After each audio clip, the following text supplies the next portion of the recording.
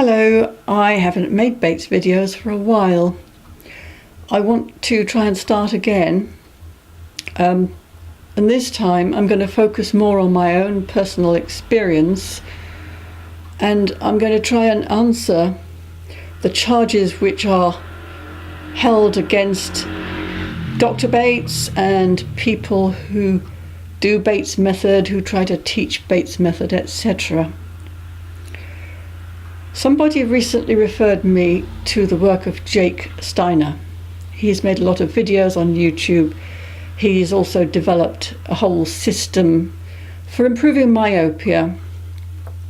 I've watched some of his videos and they're all very good stuff, as far as they go, because I believe that Dr. Bates had a whole lot more. He had a more complete, if you like, holistic system for looking at eyesight and for working with it and improving it.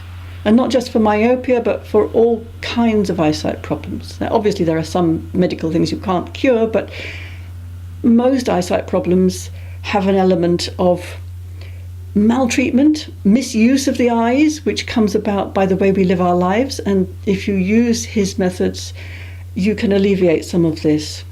So yes, I think it's a lot broader than Jake Steiner understands. But the accusation that he levies against Dr. Bates and Bates teachers is perfectly reasonable. And he says he, in his journey of exploration and discovery, did study Bates and went to Bates teachers, and he found that it was inaccessible and didn't help him. Bates teachers are, forgive me if I'm not quoting him accurately, something like woolly in their approach, and they don't focus on actually improving your eyesight. They just kind of try to take you along with their fluffy ideas. And I think it's true that Dr. Bates is inaccessible, and it may be that by now it's too late to bring to the world what he had to offer, and we'll have to wait for someone modern and scientific to rediscover it as something wonderful and new. But what Dr. Bates did was to discover how eyesight actually works in a way that nobody since, as far as I know, has managed. And if only people could understand the way he was describing it, they could actually do a lot more than they do with eyesight. So, leaving aside Bates teachers for a moment, what is that about Dr. Bates which puts people off, apart from his inaccessible way of talking about stuff? Well, he also, of course, if you ask anybody who knows anything about Bates, probably the first thing they'll say is, oh, isn't he that guy who told people to look at the sun and who said that the lens was not a factor in accommodation? Well, he's obviously barking up the wrong tree, load of rubbish, don't take any notice of him. And I can't deny it, must put my hands up to that. Bates did insist that the lens is not a factor in accommodation, and he was doing it in a circumstance where he had made a discovery about the exterior muscles of the eyes, which he thought was really important. And I think he just got really into a kind of head-to-head with the establishment, and he refused to even think about the lens anymore because he was so keen on his new discovery about the exterior muscles. Because it's obvious to anyone, as it must have been obvious to Bates, that the lens does something and that the lens is involved in accommodation. And having done that, he's actually put people off thinking about the idea that maybe the exterior muscles of the eyes also are a factor in accommodation. Now, whether or not they normally are, that's one issue, but the other issue is, can they be? Now, if you think about the exterior muscles of the eyes, they are arranged in opposing pairs. Now, if you have two opposing muscles and you tense one of them and loosen the other one, you go that way. If you tense both of them, something else will happen. And if, as Dr. Bates said, there is tension involved in poor eyesight, in the development of myopia or presbyopia or whatever, it is reasonable, is it not, to think that the exterior muscles might have something to do with this, and that they might actually change the focus, change the focal length of the eyes, without anybody knowing about it. So there could be a factor, and I think that's something worth investigating. And the other charge against Dr. Bates, he told people to stare at the sun. That's obvious nonsense. You'll burn your retina. Don't do what Dr. Bates said. I don't think Dr. Bates ever said, people, go outside and stare at the sun. For one thing, he was very much against staring. Staring is the antithesis of a good eyesight technique, a good way of seeing, because your eyes are designed to be constantly moving, and if you stare, you fix them. So he wasn't telling people to stare whatsoever, and when he did use the sun in his treatment, it was in the context of a treatment. He wasn't telling people go out and look at the sun. He was actually helping people who had a very poor relationship with light to get that relationship back by shining light onto the whites of their eyes. I don't think he was shining it into their eyes directly. I know he had a photo in his book of someone looking at the sun. He doesn't say how long they were looking at the sun, or whether they were moving or whether they were still. I don't know, bit open on that one. Anyway, the fact is that there are people who have tried Bates techniques, Bates practices, and found that they do improve their sight, and I'm one of those. Yes, Dr. Bates was indeed a scientist, and he had a scientific approach. He did some research into the adrenals, and he isolated adrenaline for one thing. You have him to thank for that. And he worked in the medical profession until he was ostracized due to his, what I call, pig-headedness. So yeah, he was a scientist, and he had an experimental approach. Experiment, see what happens, do it again, verify it. So the contribution that Dr. Bates made, or could make if people would only be able to understand him, is that he worked out how eyesight actually functions, the natural way of seeing. And his whole method is centered around trying to persuade people to get back to this natural way of seeing. And the way we see is, you can get it down to two words, central fixation, but that hardly means much to most people.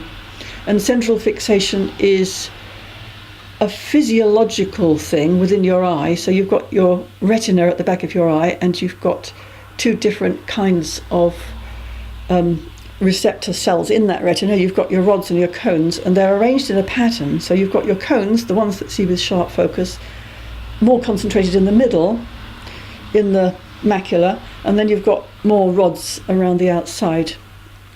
And they have a different function, and they work together in balance. And what Dr. Bates discovered was that people who don't see well actually have lost this cooperation between the centre and the periphery, and they tend to home in only on the centre and only see what's right in front of their eyes, and they forget about all this around them. They forget the bigger picture. And that is an important observation, particularly in the light of our modern obsession with small things like little screens, mobile phones and what have you. So as well as central fixation, Bates discovered that fundamental to good eyesight is memory and imagination. Now, if you think about it, how do you learn to see as a baby? You're kind of all open and out of focus, and things float past you and they're out of focus. Everybody knows that babies don't focus on things. They have to learn to do it. And how would you do it? You would do it by, your eyes go in and out of focus, and then you notice, that is in focus. That is out of focus. And in your brain, you build a memory of how to get that particular focus back again, and the next time it's easier. You can, in theory, test for yourself the importance of memory and imagination. Imagination particularly by looking at something that's not quite in focus and closing your eyes and imagining that it is in focus. So if it's a black letter on a white piece of paper, it probably looks a bit greyish and the outline is a bit blurry. So when you close your eyes, you imagine it as the blackest black you can think of, with the whitest white around it, and the edges are all sharp and crisp. And then you have a look. So what your brain's got is got a memory which has become alive as an imagination of a time when you did see that letter clearly, and it can now reconnect with this sort of automatic in and out focusing thing and compare, no, that's not right, yeah, that's the one, and it can get the focus. So there's central fixation, the relationship between the centre and the periphery, the dynamic relationship, and there's the inputting from memory and imagination.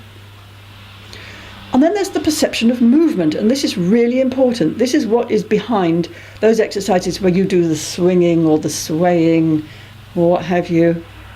It's not that you're going to be doing kind of mechanical exercises and this is somehow, by magic, by osmosis, going to give you good focus. What it's doing is encouraging you to see in a fluid way and to perceive the movement. Normally, we don't notice that our world is in constant motion. Only when you take a cine camera and you fire hose, you swing it around, and then you look at your footage and you think, my God, I should have kept that still.